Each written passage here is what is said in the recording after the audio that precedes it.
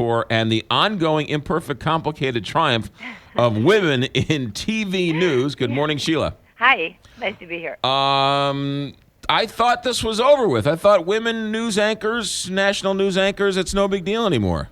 Well, for a while it wasn't. For a while it was like a little bit of a golden age if you were a feminist.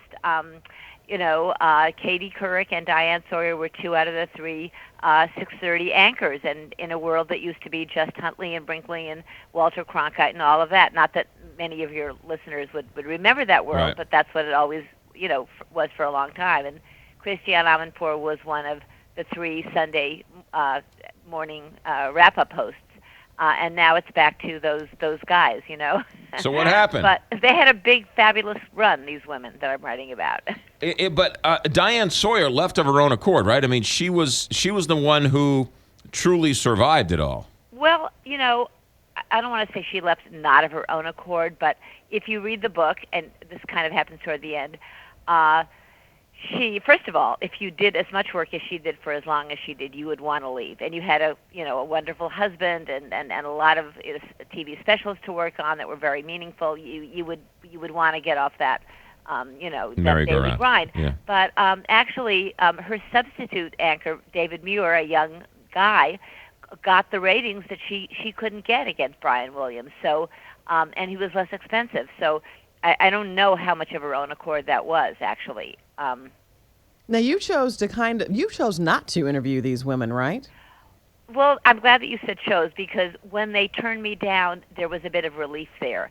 I did ask for an interview with Katie, and I was immediately told at the beginning that she wouldn't give an interview. Let me just first say, I got cooperation from all of them. You can't do a book like this without them telling people it's okay to talk to this person. So that is the form of cooperation that an author of a book like this does get, or you can't do it. In terms of the interviews with them, I got a no. She's going to write her own book from Katie. I got a no from Diane's people, while both of their people, were cooperative. And by the time I got Christiane's attention on it, she gave me so many people to talk to, including 2 of her 3 sisters, that I didn't want to push it. I didn't want it to be unequal. But there's another factor, and that is you don't want to be overcharmed by these people. They are incredible. They are the master interviewers of the world, and so they are the master question fielders of the world. I didn't think I would get anything that other people didn't get from them. And then they have handlers who want something in exchange. They want to know who else you talk to. They want some kind of say in the book, and I just wasn't going to do that. Yeah. Why is it that Katie Couric worked in the morning but didn't work at night? That's a good question. She was golden in the morning until viewers started turning on her a little bit, because she had the temerity to be a widowed woman who, after 6 years, started wearing fashionable clothes and going out on dates. That being sarcastic. Right. She totally rescued morning. Her network was in a slump. It was in a slump. She was a breath of fresh air. She was oxygen. She was perfect. Then she got stamped as a morning person.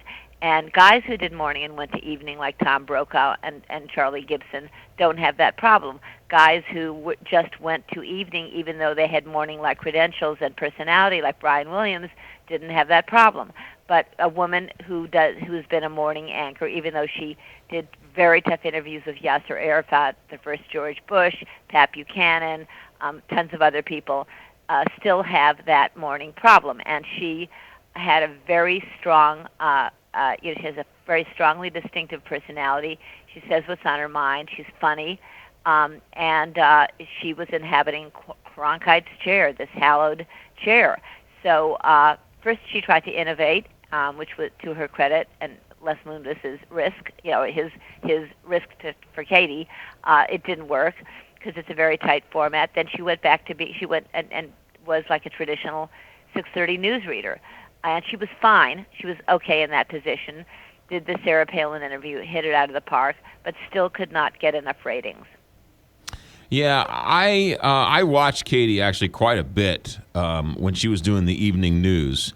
And I'm with you. When they tried to sort of rebrand, we're going to do a news type of news. Well, that's so ridiculous. It's like, it's the news. You sit at a desk and you tell me what happened today. There's so many different, how many ways can you spin Oh, that? you're so old school. Well, I mean, come I'm on. I kidding mean, with you. she was doing things bad radio hosts do. Yeah. Hey, why don't you call me and tell me how I should end the show? I mean, Right, yeah. it's just, give me the news. I Yeah, want the news. well, that's what people. Well, first of all, you only have 22 minutes, and there is a tough format. I give her props and for trying to do something new. I don't think there is any format in any media that doesn't want the youth demographic.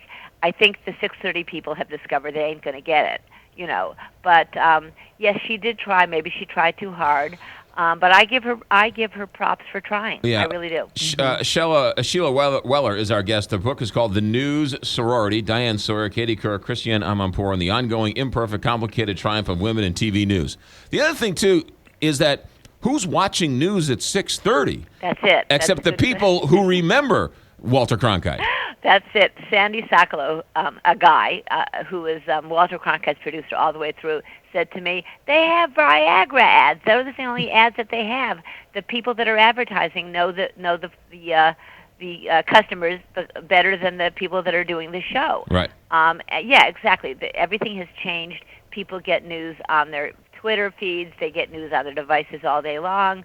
The Ferguson story was broken by Twitter people taking pictures of a dead body that was in the sun for 4 hours. And the Ray Rice story was broken by TMZ, a tawdry tabloid, web thing. So the way we're getting the news now is very democratic and very different than it used to be. Mm-hmm. And 6:30 is a good sum up if you happen to be home, which few people are. And that, isn't just, people who are workaholics, but moms who take their kids to soccer practice. Right. So it is a shrinking demographic, and it is the most conservative demographic out there. But you could also make the argument that Katie Couric, news really, if you want to be the king of news, it's king of mornings, right? So she was the king, and she left to go and chase a ghost that doesn't exist anymore. Yes, she did left. She was wooed and wooed and wooed. They wanted her big time. Les Moonves and Andrew Hayward. Les Moonves is the head of CBS. Of the entertainment division of CBS, and the news people made it very clear to me that that was an entertainment decision. They wanted her very badly, and she worried about it. She the cards were in her. She had the upper hand. She didn't want to lose her brand. She didn't want to lose her distinctiveness. And she did, ultimately. She did, but you know what? She's a real survivor. She's a real trooper. She's on Yahoo is now. Not afraid to go and do different formats, even if they're quote unquote not elite, like doing daytime. So I give her credit for that. It sounds like, Sheila, you're a Katie Couric. I don't want to call you an apologist, but a super fan.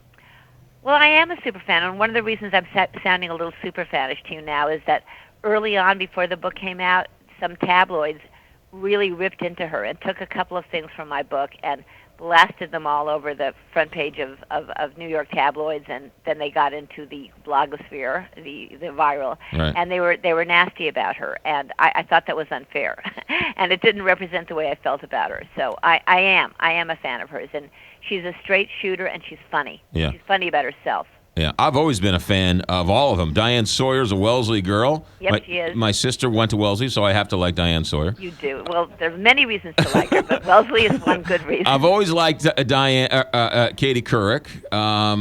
But Christiane, she's someone who's very private. So yeah. The fact that you interviewed her sisters. I love that. Thank you. Yeah. I mean, what did you learn from her sisters? Oh, well, I learned stuff from her sisters and from her lifelong best friend, who told me those great stories about Christiane in boarding school and with her Farrah Fawcett hair and her Liza Minnelli scrapbook and all that stuff. I learned about her childhood. I learned about her girlhood, her teenage years. I learned that she graduated from convent high school without even applying to college. She worked at a department store. She only got into journalism because her younger sister, who was kind of a hippie, ran off. She enrolled in a J school class and then ran off with a rock guitarist. So Christiane took the class instead. There were so many surprising things about Christiane, who lived a life that we didn't know about because it was in Iran and then it was in England. And it was fascinating to learn about her. And I'm really thrilled to be able to tell readers about her. It's the most offensive thing you said, talking about her Farrah Fawcett hair. The Farrah Fawcett hair, I know. Sheila. And she also loved, during Bosnia, at the height of Bosnia, she was reading The Bridges of Madison County and loved it. Sheila Weller. The book is The News Sorority. Sheila, thanks for checking in. Good luck with the book. Thank you. Thanks so much. Take care. you. Bye. 7:30.